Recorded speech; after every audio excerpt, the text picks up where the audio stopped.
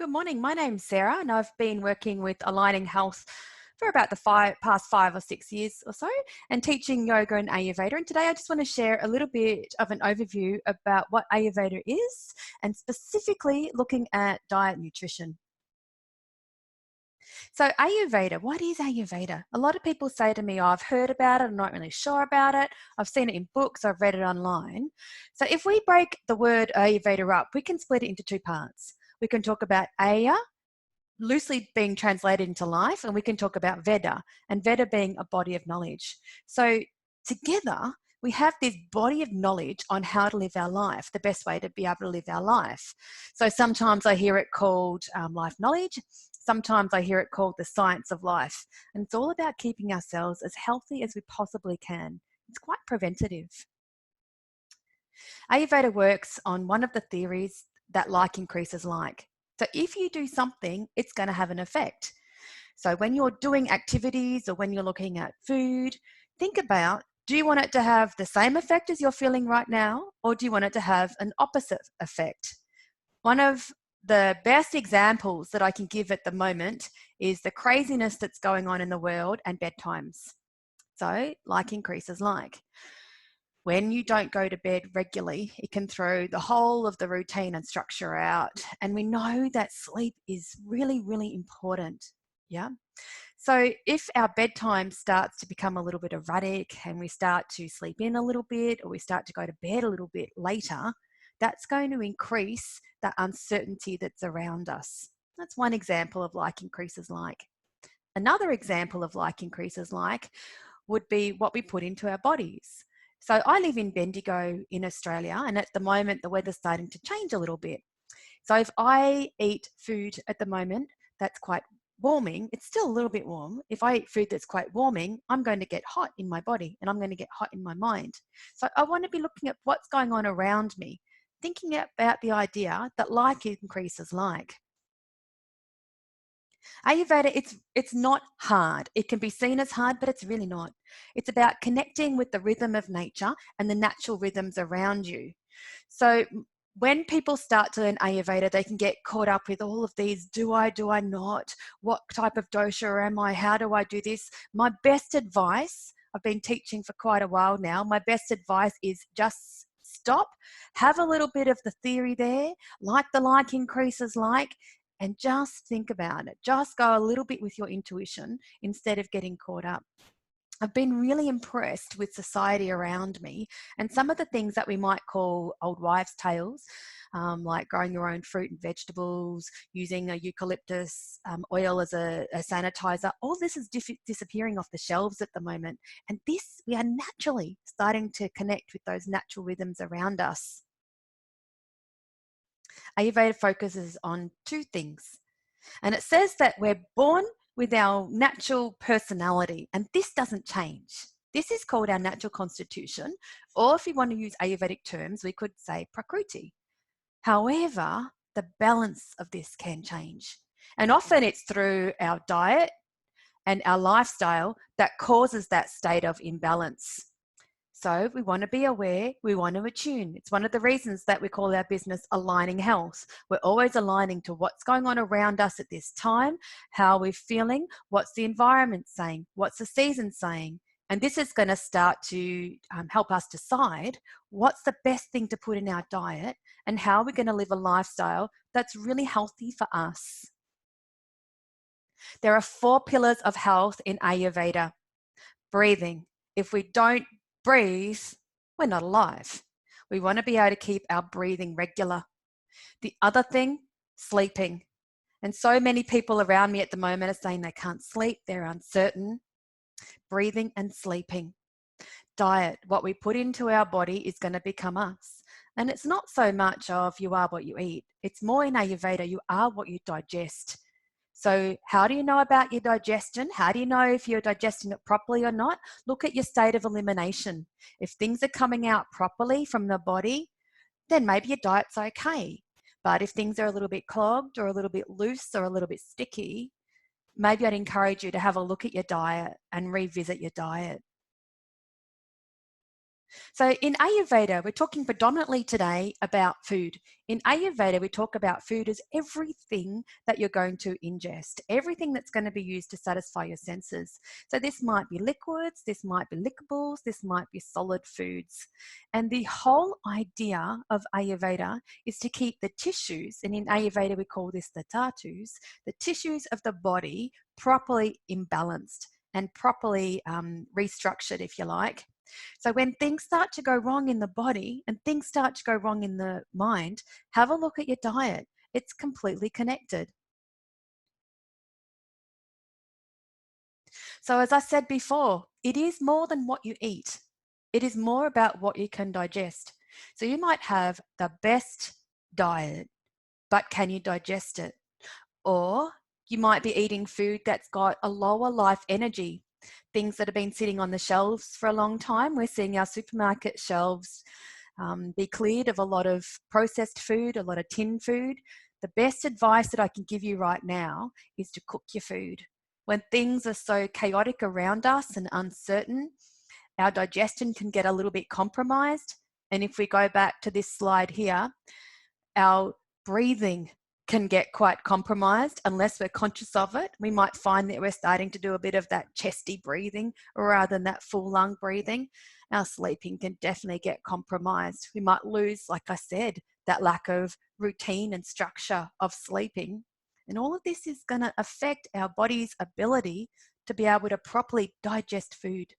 At the moment, the best way, or one of the best ways that we can stay as healthy as we possibly can, is to look at what we're eating, how we're cooking it, and understanding if we're actually properly digesting our food. So there are a couple of things that Ayurveda says. When we cook food, we begin to make it palatable for digestion. When we have raw food, some people can have raw food and it's completely okay because their state of digestive fire is really strong and they're able to process that food. Whereas other people, it's a little bit hard and it's a little bit rough and it's got cold energies and the body can't begin to break it down. So have a look at your own digestive system. Ayurveda is life knowledge. You really are your own best healer, and your body has everything that it needs within it to heal. But we also need to support that by proper diet and by proper lifestyle. So some of the signs of weak digestion might be having bowel motions that are irregular, bowel motions that are a little bit loose or a little bit too moist. There might be some gas. There might be feelings of bloating in the body. After a meal, how do you feel? Do you feel energized or do you feel sluggish? When you wake up in the morning, what's your breath like? You might have to ask your partner about that, or maybe you're just even aware of this funny taste in your mouth. One of the best things that I say to my clients to be able to do that self-practice is to look at your tongue. When you look at the tongue in the morning, is it clear or is there a coating on the tongue? If there's a coating on the tongue, that might be a sign again that maybe your digestion isn't working so well for you at that moment. How do you reset that? Okay. As a life practice, one of the things that you can do with your tongue in the morning is to scrape off that toxin that's sitting there. So we don't want to have that re-ingested. We want to be able to cook our food. If we're feeling that the digestion is a little bit sluggish and it's not working so well for us, then cook the food, give it a helping hand. And there are things that we can do as well that are going to help that. And we're going to look at that a little bit further on. We want to be able to understand what is going on within us and how is our food affecting us. Some people, for example, can eat chili and not have any side effect. My husband's got lots of earth and water in him, and chili for him is really good. Me, I've got more fire in my natural personality, my natural constitution. Chili's not so good for me. So understanding what works for you and your body type and learning to listen to that. Eating as seasonally as you possibly can. The more seasonally you eat, the more life energy, we call that prana in Ayurveda and yoga, the more prana that food is going to have.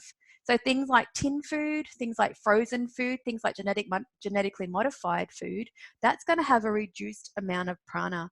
And then that's going to affect our body's ability to be able to have the healthy tissues and have that healthy body and mind that we're looking for. As much as we can, we want to cook for ourselves and be able to listen to ourselves. So it's a balance. If we're feeling a little bit sluggish, we might want to put a little bit more heat in there, a little bit more dry foods. If we're feeling a little bit dry, which I'm sure most of us are at the moment, if we're feeling a little bit dry and uncertain or fear, we want to be able to challenge that and restore that balance and to be able to eat foods that are a little bit easier to digest, get proper sleep as much as we can, and maybe focus on a bit of breathing practice. So this is some of the theory now of what Ayurveda is.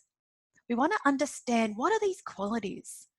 Probably one of the best things that I can talk about to explain this is popcorn, chili, and bananas. So if you look at a piece of popcorn, it's very variable. It's dry. Not every piece is the same. When you eat it, it's a little bit, I suppose, astringent to taste, and it's a bit erratic, yeah?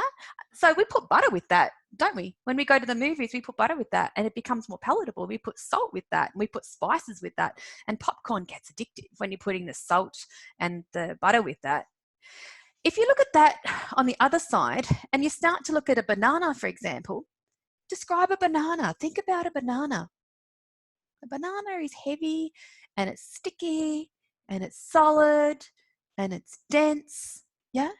So when you're eating a banana and you're already feeling a little bit sticky and solid and dense, it's going to increase those qualities within your body naturally and within your mind. And if you're eating popcorn and you're already feeling erratic and not certain and fear and possibly a little bit of pain, maybe even a bit anxious, something that's dry like popcorn isn't the best food at this moment.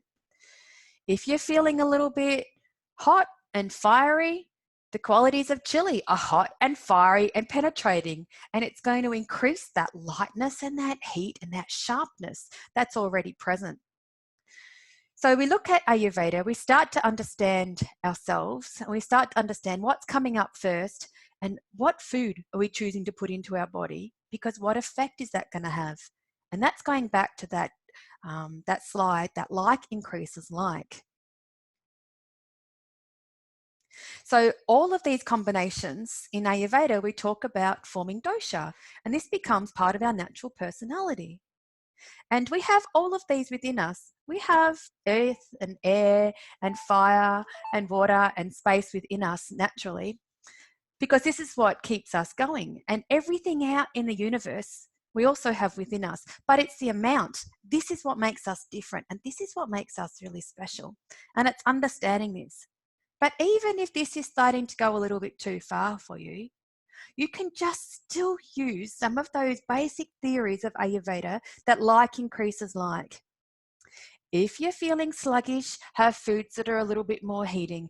If you're feeling anxious, which I know a lot of us are at the moment, have foods that are a little bit more nourishing and a little bit more oily and a little bit more moist. Try and balance that using that theory that like increases like. So have a look at this slide and what's working for you at the moment? What's talking to you at the moment? This is not a diagnostic. When I'm doing a diagnostic, it takes me a little bit longer and there's other things that I want to look at. But if we just look at this right now, from where we are right now, maybe we can start to see ourselves more in one of these spaces. And when we start to see ourselves more in one of these spaces, we want to be able to do things that can counteract that. So if you are feeling quite anxious and you know that primarily, if we look down here, Vata, it's very dry. Your skin might be feeling dry. Your bowel motions might be dry. You might be feeling a bit cold, and the weather's starting to go colder as well. You might be feeling that there's a lot of movement and things are happening really quickly. You can't quite keep up with it. As a business owner, I couldn't quite keep up with what's going on. So I want to change that. I want to be putting things that are a little bit more moist and a little bit warmer into my body and into my daily practice, and starting to reduce that movement. And I can reduce that movement by putting routine, by putting structure, by working on my breath. Even if I want to stay up and finish that last part of the movie because I don't have to go to work tomorrow, I'm still going to be going to bed at the same time. And I'm still setting my alarm to get up at the same time, keeping things going as regularly as I possibly can. And we're going into that transition of season. So we're moving from summer. We've just had a beautiful summer in Australia, quite a changeable summer again in Bendigo in Victoria. And we're moving now into autumn. And at this stage in autumn, things change, things move. The leaves change, the leaves fall. And then we're going to go into winter. So this is that perfect time to be able to transition our diet now. And because of that change, and because of what's going on around us and things that are outside of our control, again, lots of routine and lots of structure. So as part of Ayurveda, you might see online quizzes, you might see dosha quizzes, you might see some quizzes in books. Part of my job is to go beyond those quizzes and really look at the underlying factors that are naturally within that person and then where they are right now. But just for today's purpose, you might identify with a couple of these adjectives more than others. And this might be able to give you a starting point on some of the things that you can do right now to keep yourself as healthy as you possibly can. So the aim of Ayurveda, the whole purpose of talking today, is to balance these energetic systems, this space, air, fire, water, and earth in the body that leads to either the state of balance or the state of imbalance in our personalities, which we call the dosha. One of the things that we want to do is to be able to keep our tissues as properly nourished, keep our digestive fire as properly nourished as we possibly can. And this keeps us in really good health in our minds and our bodies and our spirits. So if we are practicing yoga, then again, we've got that avenue towards that spiritual attainment because our body's already sitting in a healthier state. What is medicine for one person might be poison for another. And I come back to that experience, that discussion, that a banana for one person might be really, really good to balance some of that uncertainty and some of that movement. However, a banana for a person that's feeling a little bit sluggish and depressed or may suffer from a little bit of overweight in their body, a little bit of fluid in their body, maybe that's not the best food at the moment. And for myself, I told you that predominantly I have lots of fire within my personality naturally. For me to be able to eat things like chili or have a diet that's high in black pepper or tomatoes, for example, tomatoes are red, it's just going to increase that heat and that intensity. And I tell you what, then those people around me have to deal with that. I have to deal with that. So we want to be able to balance it, balance it. Like increases like. We have a different understanding when we're talking about Ayurveda of nutrition. So instead of looking at proteins and carbohydrates and fats and looking at how many fruits and vegetables are appropriate, we look at things differently. One of the biggest things that I want to talk about now, we don't talk about the limit of sweet. And right now in our world with the coronavirus, we might be craving something sweet because sweet helps to counteract lots of movement and it helps to bring balance. However, it's important to have the right sweet in our diet. And the right sweet doesn't mean sugar. It doesn't mean processed sugar. Our body doesn't recognize that as food. And when our body doesn't recognize that as food, it can stay in the body and doesn't know what to do with it. And eventually in time, this might come as toxin in the body that's going to lodge somewhere, wherever it's susceptible to. We call that ama in Ayurveda. So what we're talking about instead is to have tastes that are sweet in sweet potato, in rice, possibly in milk. If you have any milk in your diet, we might talk about the sweetness of something like cinnamon. So we're still getting sweet in our body. Notice how you feel around 2 o'clock, 3 o'clock in the afternoon and see if you're looking for that sweet taste, or after dinner, if you're looking for that sweet taste. You might have had a really beautiful meal, but you still might be looking for that sweet taste. Notice how you feel. Maybe you're needing a little bit more of that natural sweet, not processed sweet. So we look at an Ayurvedic plate and we start with the sweet taste, and then we move our way around. And Ayurveda wants to have a balance of 6 tastes. This is Ayurvedic nutrition: sweet, sour, salty, pungent, bitter, and astringent, and finishing with sweet. And when we look at our modern Australian diet, or our standard Australian diet, I've heard it referred to as well, American diet, the bulk of what we have in our diet is sweet, sour, and salty. So we want to introduce some other tastes that are going to help properly nourish our body and properly nourish our mind. And then we can see, if we look a little bit further into Ayurveda, that some of these tastes can actually be medicinal. So something that has a bitter taste, for example, like turmeric, can help to have that antibiotic, antioxidant, that I call it the anti-everything really.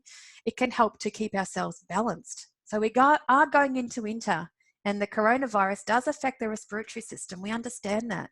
So putting things like turmeric into your diet, putting things like cumin into your diet is going to help your digestion, and it's also going to help keep the lungs open and keep that airway clear. Breathing. Remember, 4 pillars of health: breathing. And we start to understand that some of these spices have qualities. And if I bring your attention to ginger, it ignites the digestive fire. It's warming and it's pungent. This might be something we want to be putting in our diet right now. Green cardamom, it works with congestion. It's an antiseptic. It has that bitter quality and it's cooling. We might, again, want to be working with something like black pepper, working to expel excess mucus from the body, and it's stimulating. So some of these spices we can use now. If you've got a cold, or if you've got a flu, or if you are getting sick, or if you notice that you're experiencing some of those weak signs of digestion, this is kitchen pharmacy. This is not going to cost you anything rather than a packet of spices. You can start to use self-knowledge, life knowledge, to bring yourself a little bit further back into practice. So some of our best things that we can possibly do is to eat fresh, eat seasonally, avoid frozen, avoid canned, get as much prana in your food, life energy in your food as you possibly can. Avoid that processed food. If you can, avoid fermented. Fermented is not good for every single body, and maybe avoid leftovers.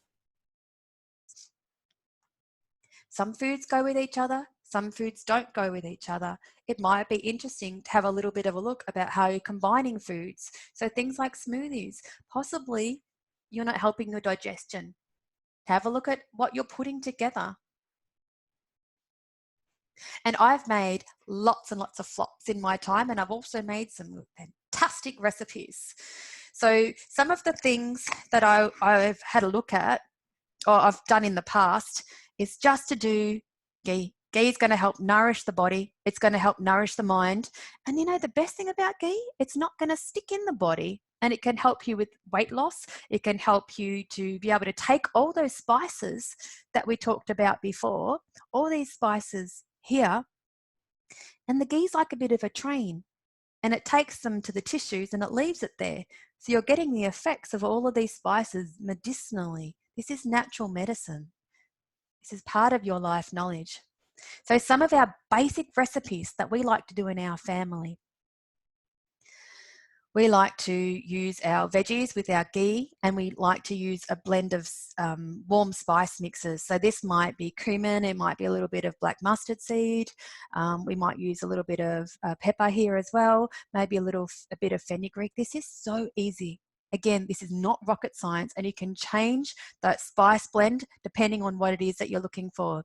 So if you're feeling a little bit sluggish, and if you're feeling a little bit heavy, use those warming, stimulating. You could put some ginger here as well, go fantastic. If you're feeling that you've got a little bit of a runny nose that's starting, add turmeric into that. Cook veggies. You don't need to watch it. It can be easy. This can be thrown into the oven as well while you're looking after the children, because my children are at home at the moment. I love corn. Corn is sweet taste. I love corn when it's barbecued. It's going to make it a little bit easier again for me to digest. One of the best things that we like to do is to get the corn in the husk, just put it on the barbecue, have my ghee, go out to the garden or have some fresh herbs handy and then mix those fresh herbs into the ghee and rub that over the corn. It is absolutely delicious. I highly recommend. Easy and quick, full of prana, full of life energy. Deviating a little bit from Ayurveda, you could just have the crumble or you could have the pear, depending on where you're at in Ayurveda. But remember, when we cook food, it's a lot easier to digest. So I might even cook my fruit with some of those warming spices. And then a lot of us like dessert, and we're conditioned to having dessert after a meal. So think about some of the sweeteners. Use a natural sweetener. Again, use ghee to bind it and toast it. When we toast the grains, it makes it easier to digest. I love custard. Milk can be really hard and heavy to digest if it's not cooked. When we have custard, we're bringing it up to the boil and we're starting to change it and break down some of that fat and make it easier for our body to digest. My kids love custard. Put some vanilla in it if you want to. Be inventive. A little bit of cardamom. So today, I hope that I've critiqued a little bit of a one-size-fits-all approach to eating. I hope that I've given an overview of seasonal eating, some tips on how to cook for yourself, how to cook for others. If we had the opportunity, I'm sure we would have enjoyed a meal together. And I hope I've given you some insight into what Ayurveda is. It's life knowledge. Like increases like. Listen to your body. My name's Sarah. I work at Aligning Health. I love sharing my knowledge about yoga and Ayurveda. And I feel honoured to be able to share this in this time when our accommodation retreat is now closed and I'm not doing massages at this stage or facials at this stage. I am still teaching. As much as I can, I'll share the knowledge that I have, and I wish you well and be safe. Thank you very much for watching in. If you tuned in today, I'll see you next time. Bye.